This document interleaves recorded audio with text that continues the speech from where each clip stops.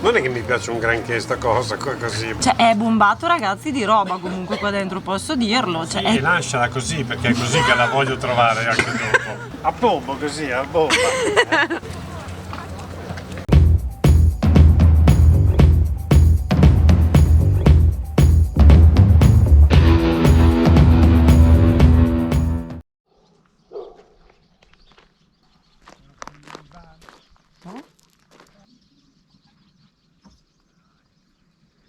Mio amico, il mio caffettino sta aprendo adesso. Qui ragazzi, se volete venire a 1 chilometro dove abbiamo la stanza, guardate che roba, acqua strapulita, qua potete mettere i teli e ghiaia e poi lì avete il bar che sta aperto tutto il giorno. Questo è giusto per far capire l'acqua che hanno. È una roba sconvolgente. Caffettino preso, stiamo già svegli arzilli. Adesso riprendiamo i bauli e andiamo verso una destinazione meravigliosa.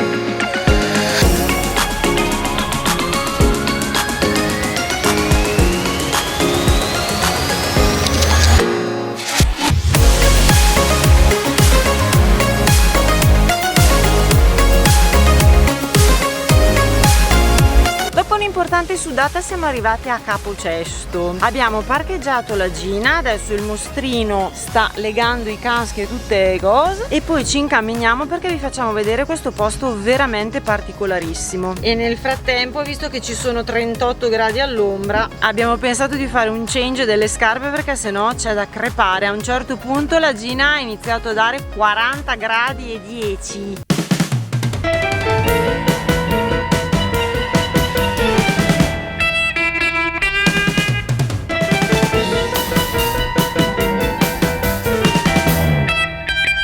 Siamo arrivati in una Conova, che è una taverna tipica croata. Adesso vediamo com'è.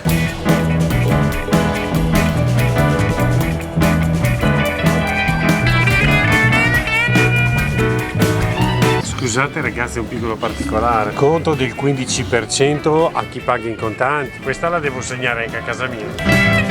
Posticino meraviglioso. Vi volevo dire due cose sui piatti tipici che potete trovare qui nella parte della costa. Loro hanno tantissimo ovviamente tutti i crostacei e vongole, cozze, scampi eccetera. Li trovate spesso alla buzzara, che sono praticamente in un sughetto di pomodoro, aglio, vino bianco e pan grattato, ed è una cosa tipica loro. E in Croazia hanno anche il risotto al nero di seppia o comunque i risotti ai frutti di mare. Piattoni. Molto esatto.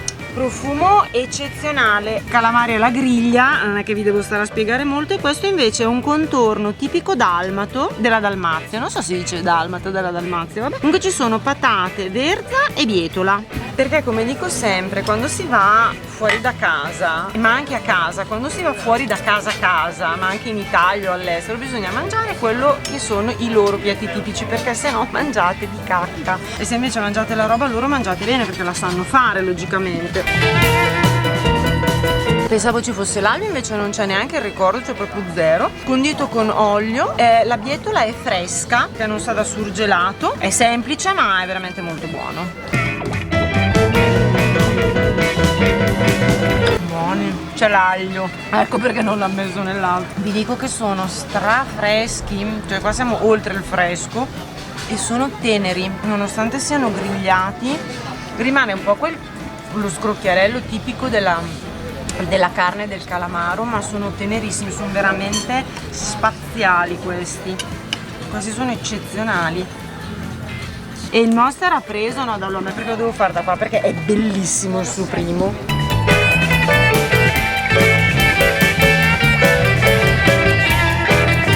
Temperiamo un po' la temperatura del nostro caro buon vecchio risotto e finalmente mi sono fatto il mio risottino, perché era un po' che lo volevo fare. Questo è il profumo eccezionale, ottimo, leggermente piccantino. è anche la parte dell'umido ed è piena, vedi? Di roba. Non ha fatto i pirla qua, vedi? Non c'è il ricordo di un frutto di mare. Poi mi ha fatto il nodo, vedi, per tenere ferma anche. Oh, il profumo da qua è cotto bene il riso. Sì, è fantastico. Vedi che niente, l'ho scelto io. Non è che mi piace un granché sta cosa, così, boss. Il riso cotto veramente bene. Buono. Monster, guarda, ti chiamano. No. Guarda, fidati, Sì, ti sì, stanno chiamando. ma ci credo, sì, no, ma vai tranquilla. Il Monster sta mettendo il pepe sui pomodori. Il Monster quando condisce le cose ha fatto un brodetto di pomodoro. Ma tu, fatti il pomodoro tuo, mangia la tua bietola.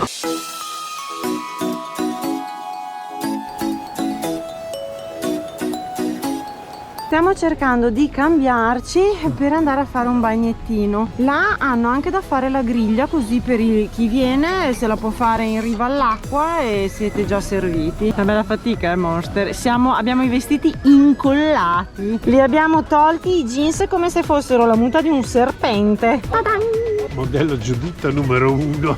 E modello Giuditta numero 2. Che in moto, ragazzi, bisogna imparare a inventare.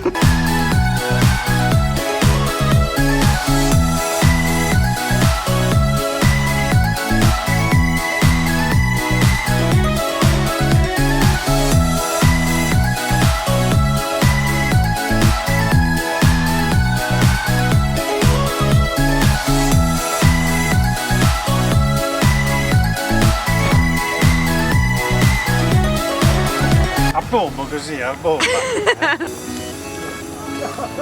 Che non becchi quello che non devi beccare.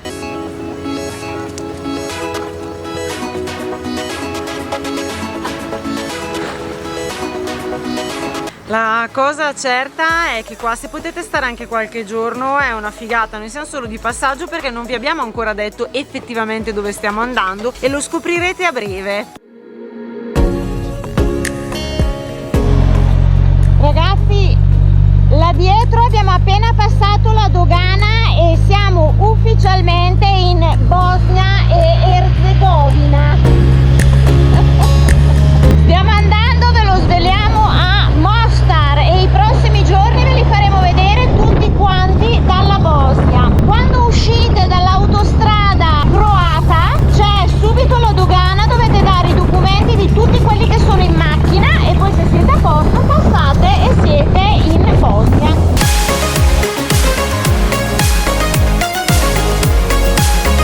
Seconda dogana, vi fermano di nuovo per i documenti del veicolo. Se va tutto bene dovreste aver finito.